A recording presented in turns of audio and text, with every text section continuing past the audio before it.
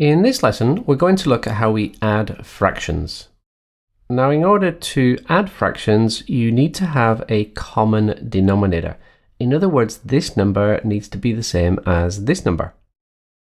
Now, the easiest way to get the same number is to multiply the first fraction by this denominator and this fraction by this denominator. So let's have a look at that. We're going to multiply this by 3, so 3 and 3. And this one is going to be multiplied by this denominator, which is 2. So times by 2 and times by 2. Performing those calculations, 3 times 1 is 3, 3 2s are 6, and we're adding on 2, and 3 2s are 6. Now we only add the numerators, so 3 plus 2 is 5, and it's 5/6. So we do not add these denominators here. Just underline that final answer. Let's have a look at a second question. So using the same principle, we're going to multiply this fraction here by the 7. So both the numerator and denominator get multiplied by 7. And this one, we're multiplying by 5. 7 2s 14, 7 5s 35, 3 5s are 15, and again 7 5s 35. 14 plus 15 is 29, and that's over 35. Third question, so again, what I could do here is I could multiply this fraction by 4, so 4 and 4, and this one by 8. But what I'm looking for is a common denominator. So in this case, I could get an 8 here just by multiplying by 2. So multiply the numerator and denominator by 2. So what I have is 1 over 8 plus 2 over 8, which is 3 over 8.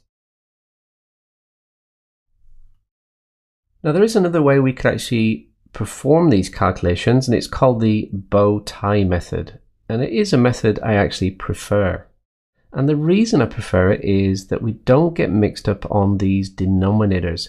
There is a tendency for some students to add the 6's together to get 12, or add the 5 and 7, or the 35 and 35 here to get 70. So this method is fairly straightforward. Let's write down the question. So we've got half plus a third. We just draw a nice big line. And step 1 is we just multiply the denominators. So 2 times 3, that's 6. And then we cross multiply. So 1 times 3 is 3. And 2 times 1 is 2. 3 and 2 is 5. And obviously we've got the 6 in the denominator. So as you can see, this actually eliminates that chance of actually writing the wrong number for the denominator. Let's look at number 2. 2 over 5 plus 3 over 7.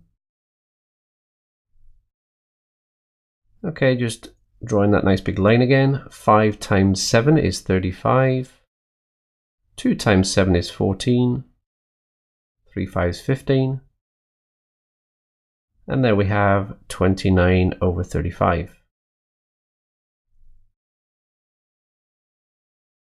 And for this final question over here, 1 over 8 plus 1 over 4,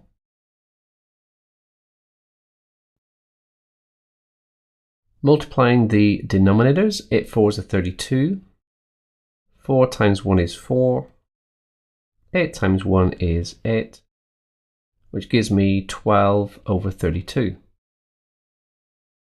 Now the only issue with this method is that we need to sometimes cancel this final answer.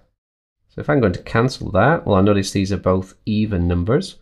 So I could write that as 6 over 16 just by halving. And then I can half that answer again, both even numbers. So we get 3 over 8. So we do get the same answer. We just might require 1 or 2 additional steps. Now, both of these methods are valid methods. It's up to you which one you choose. If you are choosing method 1, just be careful on that last step not to add the denominators. And if you're choosing method 2, just be conscious that you may have to actually cancel the answers at the end.